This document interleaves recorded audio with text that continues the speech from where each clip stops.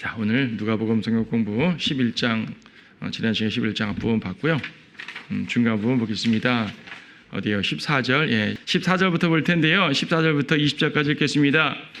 주께서 마귀를 쫓아내시는데 그것은 벙어리더라. 마귀가 나가고 그 벙어리가 말을 하니 무리가 놀라니라.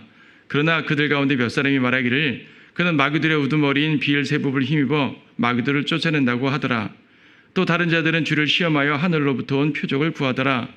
그러나 주께서는 그들의 생각을 아시고 그들에게 말씀하시기를 어떤 왕국이든지 서로 갈라지면 패망하는 것이요 가정도 서로 대적하여 갈라지면 무너지느니라. 너희가 말하기를 내가 비엘세붑을 힘입어 마귀들을 쫓아낸다고 하니 만일 사탄이 자신을 대적하여 갈라지면 어떻게 그의 왕국에 서겠느냐. 만일 내가 비엘세붑을 힘입어 마귀들을 쫓아낸다면 너희 아들들은 누구를 힘입어 그들을 쫓아내겠느냐. 그러므로 그들이 너희의 재판관이 되리라. 그러나 만일 내가 하나님의 손길로 마귀들을 쫓아낸다면 그때에는 하나님의 나라가 너에게 임한 것이 분명하도다. 자, 마귀를 제거하는 하나님의 능력이에요. 그래서 하나님의 나라라는 표현도 썼는데 하나님의 나라는 말에 있지 않고 능력에 있다고 말씀하셨지 않습니까? 자, 하나님의 나라의 능력이 어떤 건지를 볼 수 있어요. 여기서 지금 주님께서는 그 병든 자를 고치셨는데 그냥 병든 자가 아니라 벙어리 마귀예요. 마귀 들려서 벙어리 된 자들을 지금 쫓아냈습니다. 쫓아내니까 여기까지 좋았어요. 주님께서 마귀들을 쫓아낸 적이 한두 번이 아니시니까 문제가 없는데 바리새인들이 비방을 하죠. 어떻게 비방을 합니까? 그는 마귀들의 우두머리인 비엘세붑을 힘입어 마귀들을 쫓아낸다. 여러분 킹제임스 성경에는 비엘세붑 돼 있어요. 다른 성경에 비엘세불 돼 있죠. 관계없어요. 발음 차이일 뿐이에요. 발음 차이. 아마 이제 개혁성경 보시는 분들이 비엘세불이 익숙하다 보니까 어색할 수 있는데 영어식 표현으로 이제 비엘세붑으로 끝나는 거이기 때문에 전혀 문제가 없습니다. 비엘세불로 이해해도 전혀 관계없어요. 중요한 건 이 존재가 누구냐는 거죠. 발음이 중요한 게 아니라 이 존재가 누구냐는 거예요. 비엘세불은 사탄의 또 다른 이름입니다. 사탄의 또 다른 이름인데 특히 이제 비엘세붑이라는 것은요 더러운 뭐예요? 저기 그 구더기 있잖아요. 구더기가 파리의 유충이잖아요. 그렇죠? 그래서 이 파리들의 대왕을 비엘세붑이라 그래요.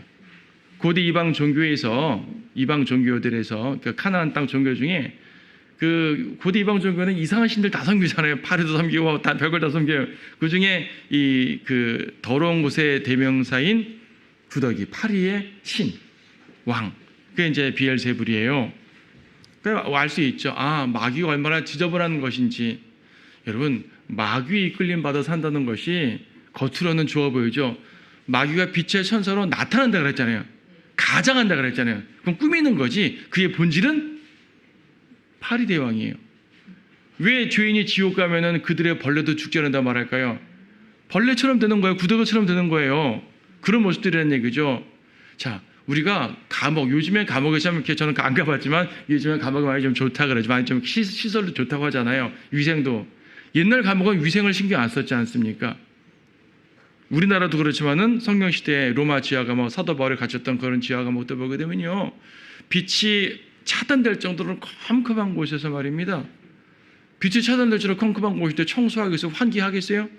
음식을 먹다 흘리겠죠? 오물들 쏟겠죠? 냄새 나겠죠? 거기에 벌레들 끼겠죠? 온몸은 항상 가렵겠죠? 항상 축축하겠죠? 그런 곳이 감옥이에요. 근데 일평생 그런 지옥에 있다. 영원토록 그런 지옥은 거기다 불까지 타잖아요. 그런데요. 믿지 않는 사람들의 영적 상태가 그거예요. 바로. 빛이 없는 세상의 영적 상태가 바로 그러한 그 감옥이거든요. 더러운 감옥이거든요. 사람들이 모르는 거죠. 마귀를 따라 산다는 것은 그런 더러운 지하 감옥에서 벌레들과 함께 산다는 걸 의미합니다. 여러분 특히 자매님들 집에 이렇게 벌레 한 마리만 나와도 깜짝 놀라고 막 기겁하는 분 많잖아요. 산에 있는 산벌레 좋은 곤충마저도 벌레 보면 일단 기겁을 해요. 그렇죠? 근데 더러운 벌레는 오죽하겠어요. 자, 그게 마귀입니다. 마귀를 따라 사는 사람들은 어떻게 되겠어요? 그런 겁니다. 근데 어두우니까 안 보이는 거죠. 꼼꼼하니까 벌레가 오물이 축축한 게 느끼기만 같지 안 보이는 거예요. 안 보이는 거. 빛이 들어오면 다 보이는 거죠. 와, 이렇게 더러웠었나? 그래서 예수 그리스도의 생명의 빛이 들어가게 되면 세상의 더러운 것들이 보입니다. 자기들이 행했던 과거의 추악한 것들이 다 드러나고 보이고 하나님을 부끄럽게 되는 것이고, 그래서 더 철저히 회개하게 되는 것이고, 더욱더 주님께 의지하게 되는 것이고, 말씀의 물로 씻으려고 하는 것이고, 물론 죄 자체는 그리스도의 피로 씻지만은 지속적으로 말씀의 물로 우리의 삶을 씻으려고 자꾸 하는 것이 세상 어둠의 그 오염, 그 파리 대왕인 비엘세부베이 주장하는 이런 세상에 살다 왔기 때문에 그러는 거예요. 그래서 여러분들이 매일매일 항상 말씀 안에서 자기 성찰, 영적 성찰해야겠지만 특히 교회에 나와서 경배해야 되는 것이 얼마나 중요한지 모릅니다. 그런 것들 다 새롭게 하고 하나님 말씀 안에서 새롭게 하려는 그런 상황이잖아요. 그런 자리잖아요. 그렇죠. 그래서 여러분들 소홀히 하면 안 되는 겁니다. 자, 어쨌든 지금 이제 예수님을 가리켜서 비엘세부비라고 말합니다. 예수님한테 사탄이라고 말하는 거죠. 사실 자기들의 사탄의 종들인데 비방, 그렇죠. 비방하는 것뿐입니다. 주님께서 뭐라고 말씀하시냐면 어떤 왕국이든지 서로 갈라지면 패망한다. 내가 사탄이면 사탄이 어째 사탄을 쫓아내냐? 말도 안 되지 않냐? 나는 하나님이다. 하나님의 아들이다. 그걸 말씀하는 거예요. 그렇죠. 19절에서 만일 내가 비엘세부를 힘입어 마귀들을 쫓아낸다면 너희 아들들은 누구를 힘입어 그들을 쫓아내겠느냐? 무슨 말인 거 아니? 앞으로 너희 자녀들도 마귀를 쫓는다는 사람이 있을 텐데 그럼 그 사람들도 마귀 들린 거냐? 그런 말입니다. 그러니까 바리새인들의 자손들이 마귀를 쫓는 하나님의 능력을 행한다는 말이 아니라 너희도 그런 사람을 보게 되면 다 마귀 들었다고 말할 거지? 그런 말이에요. 마귀는 그렇게 쫓는 것이 아니라고 말씀하는 거죠. 하나님의 나라의 능력임을 볼 수 있는 것이 20절 말씀인데 20절 말씀을 주목해야 돼요. 만일 내가 하나님의 손길을 마귀들을 쫓아낸다면 그때는 하나님의 나라가 너희에게 임한 것이라. 똑같은 말씀이 마태복음에도 나오잖아요. 마태복음에는 하나님의 손길을 하나님의 영이라고 표현했습니다. 그러니까 하나님의 손길은 하나님의 영을 하나님의 손길로도 표현하는 거예요. 하나님의 영, 즉 성령님은 그 자체로 인격체시고 그 자체로 하나님이시긴 하지만 또한 활동에 있어서는 사역, 활동력으로 역사를 이제 능력으로 역사를 하시잖아요. 자, 그래서 이제 하나님의 영, 하나님의 손길이 작용하게 되면 마귀를 쫓음으로써 하나님의 나라가 임한단 말입니다. 여러분, 마귀를 쫓음으로써 하나님의 나라가 임해요? 이게 무슨 말이에요? 그래서 많은 사람들이 이제 은사주자들이 막 귀신 쫓는다 하는 거예요. 귀신 쫓으면 하나님의 나라가 임한다고. 그것이 아니죠. 여러분 안에 하나님의 나라가 이미 있죠. 여러분들은 하나님의 나라 들어가 있는 거죠. 영적으로. 그래서 뭡니까? 여러분 안에 누가 계시기 때문이에요? 예수님이 계시기 때문이죠. 성령님이 계시는 겁니다. 성령님께서 오시기 전에 여러분 안에 누가 있었어요? 마귀가 있었잖아요. 마귀를 쫓아낸다는 것은 어떤 이렇게 그 정신병 걸리고 이상한 짓 하는 사람들한테 막 안수해가지고 물러나라 하는 것이 아니라 구원받지 않은 사람 속에 있는 마귀를 예수 그리스도의 복음으로 쫓아내는 거예요. 1차적으로 그 말입니다. 여러분들은 모두 마귀 쫓은 경험 있는 사람들이에요. 저는 방언도 못하고 축사도 못하는데요. 그런 말이 아니라 구원받을 때 여러분 안에 있는 마귀가 달아난 거죠. 또 여러분들이 죄 가운데 있을 때 말입니다. 죄 가운데 있을 때 일시적으로 마귀가 또 막 괴롭힐 거 아니겠어요? 그때 하나님의 말씀을 의지하고 하나님의 능력, 성령님을 의지할 때 또 주님께서 나를 가득 채워주시기 때문에 마귀를 물리쳐 주시는 거예요. 여러분들은 인생 가운데 수없이 많이 마귀들을 물리치고 사는 거예요. 남한테 막 기도하고 안 해도 여러분 내에 있는 그러한 이 내적으로 역사하는 그런 마귀들을 제거하는 겁니다. 누구의 능력으로? 하나님의 능력으로, 하나님의 영으로, 하나님의 손길로. 그러면 하나님의 나라를 누리는 거예요. 일단 구원받을 때 하나님의 나라에 들어가는 것이고 하나님의 나라에 들어는 갔지만 하나님의 나라를 누리지 못하는 사람들 너무나 많죠. 하지만 우리가 성령 충만해서 말씀 가운데 주님과 동행하게 되면 우리는 하나님의 나라의 그 풍성함을 누리며 살게 되는 겁니다. 그래서 여러분들은 하나님의 나라에 들어갈 뿐 아니라 그 나라를 누려야 되는 거예요. 지상 살면서 누려야 되는 거예요. 여러분에게 다가오는 모든 마귀적인 요소들, 마귀의 그런 그 역사들, 그런 것들을 하나님의 말씀으로 물리치고 하나님의 성령을 의지하면서 이겨내는 겁니다. 그것이 하나님의 능력으로 마귀를 쫓아내는 것이에요. 그래서 구원받을 때, 1차적으로 구원받을 때 적용되는 거죠. 마귀를 쫓아냄으로써 하나님의 나라가 임하는 것이니까, 영적으로. 또 어떨 때 적용합니까? 이거는 특별히 이스라엘에게 적용을 할 수가 있습니다. 이스라엘이 마귀가 관장하잖아요. 지금 대환란 때는 적그리스도라는 구체적인 마귀와 화신이 관장할 거 아니겠어요? 그들이 회개하고 싶어도 회개가 잘 되지도 않아요. 항상 마귀의 억압 가운데 있기 때문에. 짐승의 표 안 받으면 못 먹잖아요. 그럼 짐승의 표를 안 받으려고 주님께서는 페트라로 이끌어 주실 것이고 보호를 해 주실 텐데 그 하루하루의 삶이 정말 즐거운 게 아니란 말입니다. 우리가 지금 주님과 동행하는 것처럼 즐거운 것이 아니라고요. 고통스러우니까 대환란이죠. 이스라엘 백성이 광야 40년 동안 하나님의 인도하시는 받았음에도 불구하고 계속 반역하고 배교했잖아요. 그런 일들이 벌어지는 겁니다. 그래서 그들이 온전하게 회개함으로써 왕국을 받아야 되는데 대환란 때 유대인들이 회개함으로 주님을 민족적 메시아로 맞아들여야 될 거 아니겠어요? 근데 마귀가 사로잡고 있기 때문에 그것도 잘 되질 않아요. 주님이 오실 때 요엘서나 스가랴서에 보게 되면 하나님의 영을, 은혜와 자비의 영을 부어준다고 말씀하고 있어요. 회개의 영을 부어준다고 말씀하고 있어요. 성령님이죠. 성령님이 임함으로써 그들은 온전한 회개를 하게 됩니다. 그럴 때 하나님의 나라가 그들에게 임하는 것이고 곧바로 천국이 임하게 되는 것이죠. 하나님의 나라는 영적 나라예요. 천국은 물리적 나라고 주님께서 재림하셔서 물리적 천국을 이루실 텐데 주님이 아무로 환경을 멋지게 만들고 물리적으로 완벽하고 왕국의 제도를 멋지게 완벽하게 만들어 놓으면 뭐예요? 백성들의 주인이면 소용없죠. 하나님께서는 아담에게 멋진 왕국을 세상을 주셨어요. 근데 죄를 짓게 되니까 그것이 소용없게 되잖아요. 홍수로 다 쓸어버린 다음에 노아에게 새로운 세상을 주셨어요. 근데 그들이 죄 가운데 있으니까 소용없게 되었잖아요. 마찬가지입니다. 주님께서는 영적으로 하나님의 나라를 먼저 가져오게 하시는 거예요. 그래서 초림 때도 천국이 가까웠다고 말씀하셨지만 사실은 마가복음에 보게 되면 하나님의 나라가 가까웠다는 말씀도 하신 거예요. 영적으로 주님을 받을 상태가 돼야 돼요. 하나님 나라는 영적 상태거든요. 주님을 맞아야 되는 영적 상태거든요. 천국은 물리적으로 임해 있는 그 이제 완벽한 지상 왕국을 말하는 것이고. 거기 볼까요? 스가랴 12장 말씀.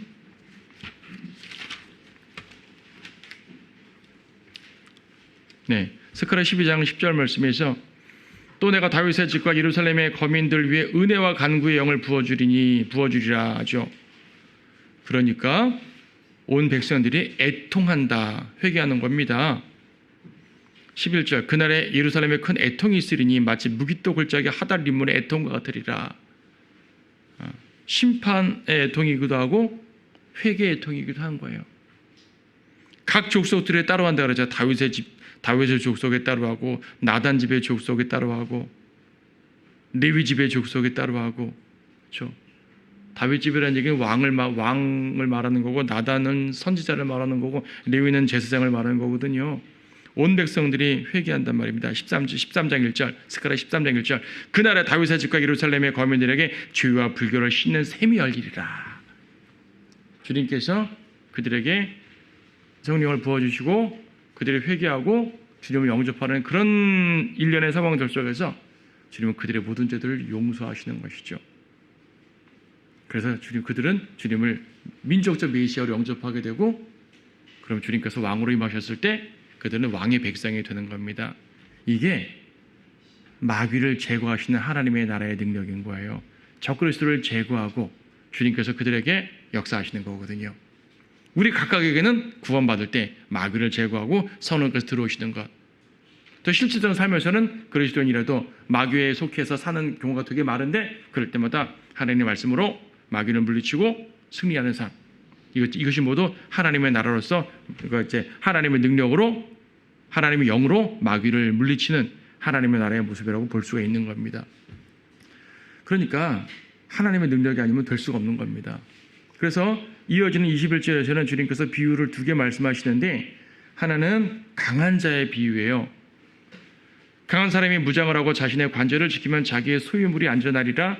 그러나 그 사람보다 더 강한 자가 와서 그를 이길 때에는 그가 의지했던 모든 무기들을 빼앗고 그 탈취물들을 나누리라. 나와 함께 하지 않는 자는 나를 반대하는 자요 또 나와 함께 모으지 않는 자는 흩뜨리는 자리라. 이게 무슨 말이에요? 강한 자. 여기서 강한 자는, 강한 사람은 마귀예요. 마귀가 자기의 소유물을 꽉 붙잡고 있단 말입니다. 그래서 우리 구원받지 않은 사람은 마귀의 소유죠. 그런데 더 강한 자가 오게 되면은 뺏는 거죠. 그래서 우리가 구원받기 전에 우리는 마귀의 소유물이었다고요. 근데 더 마귀보다 더 강한 자께서 오셔가지고 마귀를 제거하시고 우리를 그분의 소유로 삼아 주셨다는 것입니다. 탈취물이라는 표현을 썼지만은 주님의 소유가 됐단 말이야. 그렇죠? 나와 함께하지 않는 자는 나를 반대하는 자요, 또 나와 함께 모으지 않는 자는 흩트리는 자니라. 이게 무슨 말이에요? 나와 함께하는 자, 주님과 함께하는 자. 어떤 사람들은요, 이것을 지역교회의 사역으로 잘못 생각을 해요. 그러니까 우리 교회에서 우리와 함께 사역하지 않는 사람은 우리의 반대자다. 우리 사람들만인 하나님 사람이라는 얘기죠. 이건 사역에 적용되는 것이 아니라 누구에게 소속된 자를 말하는 거예요. 주님과 함께하는 자란 말은 구원받고 주님의 편인 백성들을 말하는 거죠. 그렇죠? 근데 주님과 함께하지 않는 사람은 어떤 사람들이에요? 오히려 흩뜨리는 사람들이죠. 여러분, 세상은 우리를 자꾸 흩뜨리려고 그러지 않습니까? 오히려 주님과 함께하는 사람이에요. 그러니까 이것을 오해해가지고, 그래, 우리 교회 사역이 진짜인데 우리 함께하지 않으면 저 사람들은 뭐 그 사람들도 뭐 그 구원은 받았다고도 말하고 킹잼성경 쓴다고도 말하고 이런저런 말하지만 어쨌든 우리가 진짜 진리니까 우리 함께하지 않으면 전부 다 누룩이야. 제거해. 우리만 진짜야. 우리 함께하지 않으면 전부 다 우리 흩뜨린 자들이야. 이렇게 독선적인 사람들이 가끔 있어요. 가끔 있는지 많은지 모르겠지만 있어요. 어쨌든 그런 말이 아니에요. 주님과 함께한다는 말은 주님에 속한 사람들이란 말이에요. 앞에서 그래서 말한 내용이 뭐예요? 예수님께서는 하나님의 능력으로 마귀를 제거하고 하나님 나라의 백성으로 만들어 준단 말이지 않습니까? 고문맥이거든요. 오히려 사역에 적용되려면 어디에 적용돼야 되냐면 9장 50절에 적용돼야 됩니다. 9장 50절. 예수께서 그에게 말씀하시기를 그를 막지 말라. 우리를 반대하지 않는 사람은 우리를 위하는 사람이니라. 우리가 똑같은 사역을 하지 않더라도요, 말씀 안에 바로 서서 복음을 전하고 진리 안에 있고 하게 되면 약간 사역의 방향성이나 스타일이 다를지라도 우리가 교제권은 없다 하더라도 우리와 함께한 사람이죠. 예수님에 속한 사람이죠.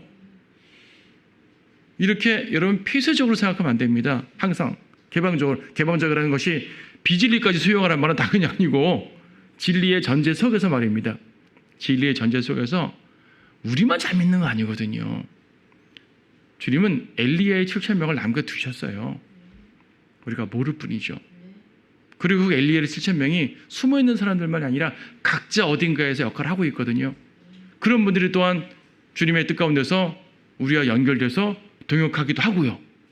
어떤 경우는 우리 교회에 합류하기도 하고 합류하지도 않지만 동역하기도 하고 마음으로 기도 제목을 나누면서 주님의 일을 이룰 수도 있는 것이고 하나님의 나라가 중요한 겁니다. 지역교회가 중요한 게 아니에요. 지역교회는 하나님의 나라를 이루기 위해서 하나님 나라의 그 일을 하기 위해서 성도들이 모여서 푸른 초장에서 주님과 함께 즐거워하고 또 주님의 사역을 하는 그런 곳입니다. 그래서 이제 누가복음 9장 말씀과 10장 말씀이 11장 말씀이 약간 모순처럼 보이지만 모순이 아니라 사역에 있어서는 9장을 적용하는 거고 누구의 소속이냐, 마귀의 소속이냐, 하나님의 소속이냐 이걸 말하는 것이 바로 11장 23절이라는 말씀을 기억해야 되는 겁니다. 제가 비슷한 말씀 여러 번 드렸어요. 근데 우리가 누구 소속이냐, 시민권 말씀드릴 때도 말씀드렸지만은 우리는 하늘에 속한 하늘의 시민권 받은 사람들이거든요. 이건 소속감을 말하는 거예요. 성경은 소속감을 매우 강조해 말씀하십니다. 지금 마귀, 하나님, 예수님 그리스도와 마귀에 대한 이 대조도 그것을 말씀하시는데 24절 이어지는 내용도 마찬가지죠. 더러운 영이 어떤 사람에게서 나와 물 없는 곳으로 두루다니면서 쉴 곳을 찾다가 찾지 못하자 그가 말하기를 내가 나왔던 내 집으로 돌아가리라. 돌아보니 그 집이 소재되고 단장되어 있더라. 그러자 그가 가서 자기보다 더 악한 다른 7영을 데려와서 들어가 거기서 사니 그 사람의 나중 상태가 처음보다 더 악화되었다고 말합니다. 자, 이것도 은사주의자들이 참 이용하기 좋아해요. 귀신을 쫓아냈더니 나중에 더 큰 귀신이 들어왔다, 7귀신이 들어왔다 이렇게 말하는데 그런 걸 말하는 게 아니에요. 자, 더러운 영. 물론 때때로 이 더러운 영은 이제 복음서에서도 보듯이 직접적으로 정신병적 마귀 발작을 일으키는 경우도 있어요. 하지만 그런 발작을 안 일으키면 다 마귀 들린 것이 아닌가? 아니죠. 발작 없는 마귀 들림이 얼마나 많은데요. 수많은 교회에 있죠. 수많은 종교들에 있죠.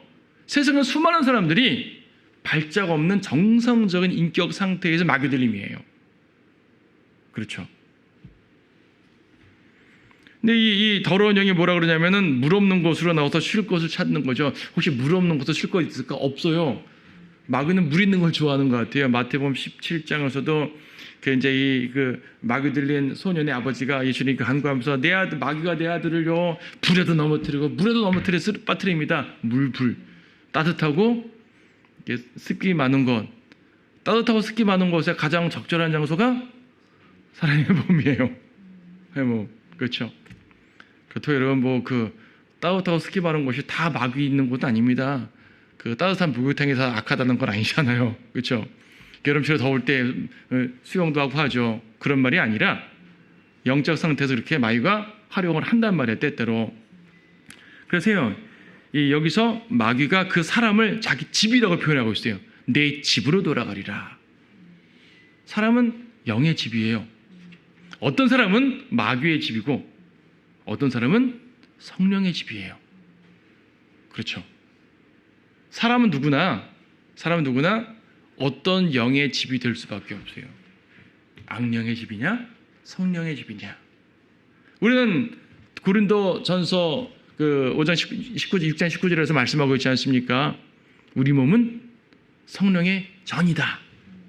성령께서 우리 안에 계시는 거예요. 어떻게 우리 안에 들어오셨죠? 주님께서 마귀를 쫓아냄으로써 하나님의 나라를 이루어주신 겁니다. 지금 다 연결된 문맥입니다. 지금 연결된 문맥 같은 설교에 지금 소재되고 단정되었다는 말은 뭐냐면 자 마귀가 떠나니까 텅 비었어요. 이 불교에서 그러죠. 마음을 비우라. 세상에 그러죠. 마음을 비우라. 비우면 더 큰 놈이 들어옵니다. 더 악하게 됩니다. 제가 한번 누구한테 말씀드렸던가요? 이 물컵에서 공기를 빼는 방법이 뭘까요? 자, 물컵에서 공기를 빼라고 그랬더니 많은 사람들이 물리학자들이 모여서 진공상 틀어만도 별별 대안을 제시하는 거예요. 그때 어떤 사람이 딱 와가지고 주전자에 물을 쫙 따르는 거죠.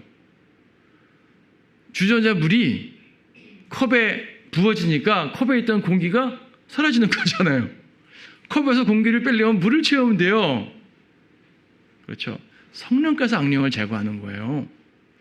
그리스도께서 마귀를 제거하는 거라고요. 그리스도로 채워지지 않고 마귀적 현상만 나가게 되면 그는 더 악하게 됩니다. 자, 소재도가 단장되었다 그래요. 단장되었단 말은요, 잘 청소되었단 말도 되지만은 잘 꾸며졌단 말이거든요.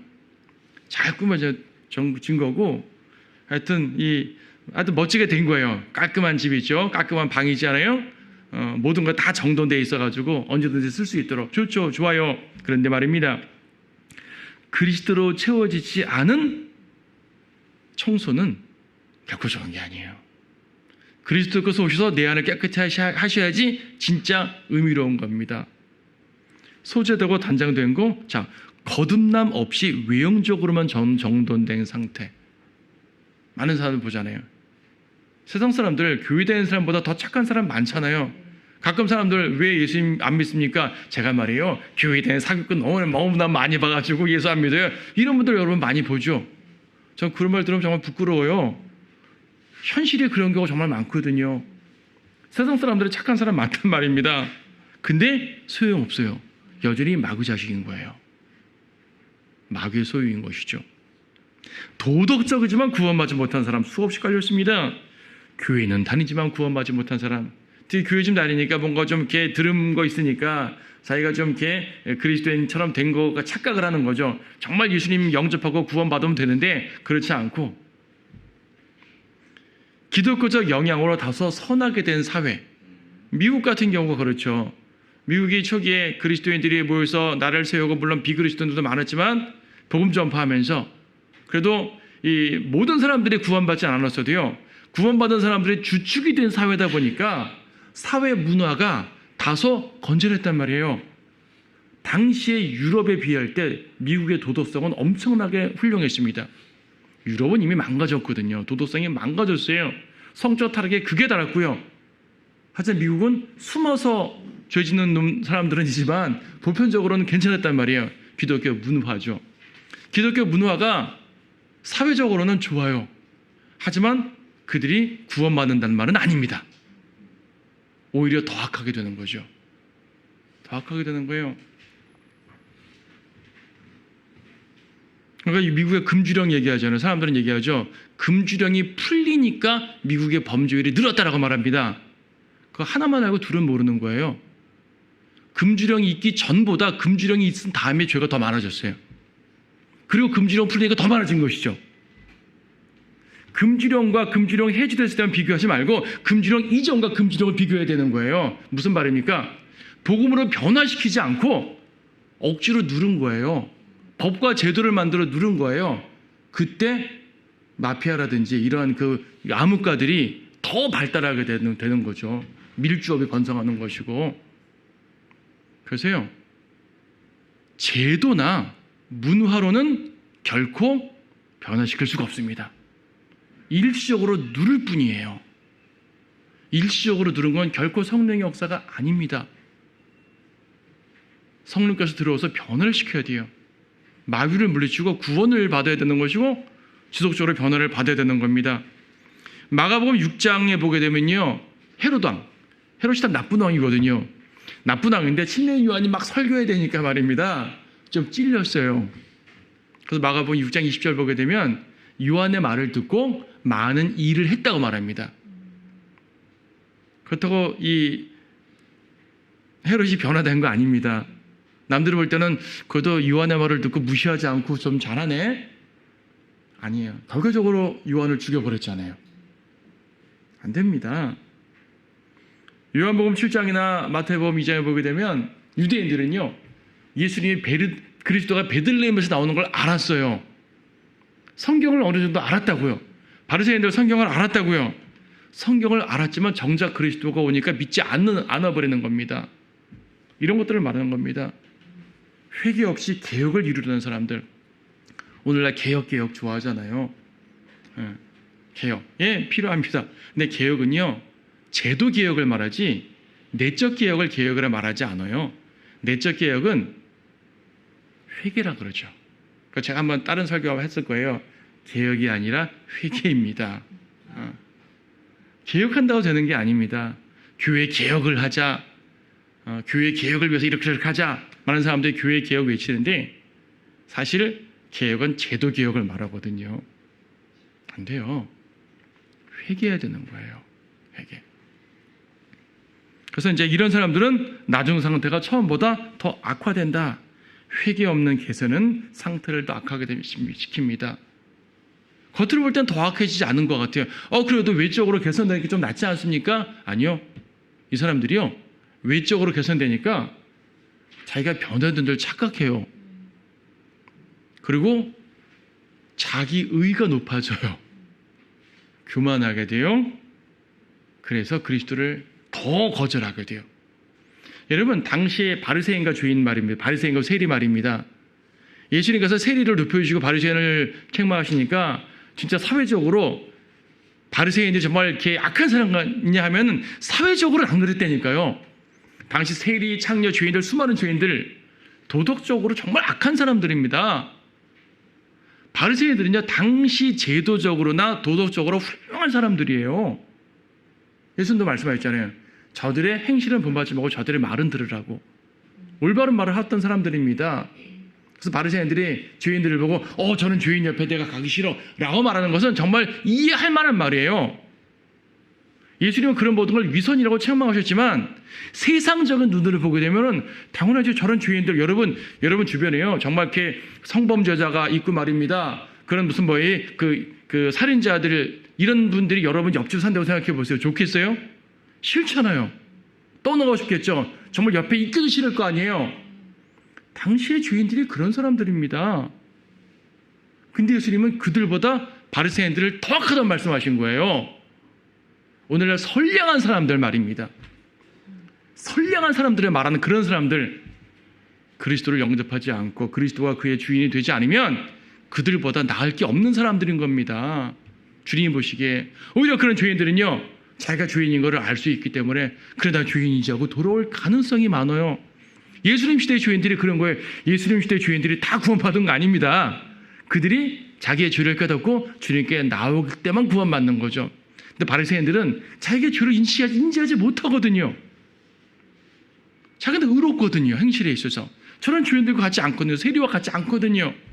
개선된 사람들입니다.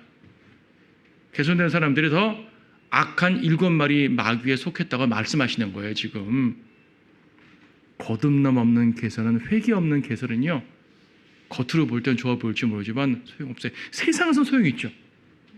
세상에서 그나마 좀 그래야 세상에 돌아가지. 다 그 악한 죄수도 말씀 당연히 안 되죠. 그러나 하나님 볼 때 그들 모두 지옥에 다시는 건 동일합니다. 그래서요,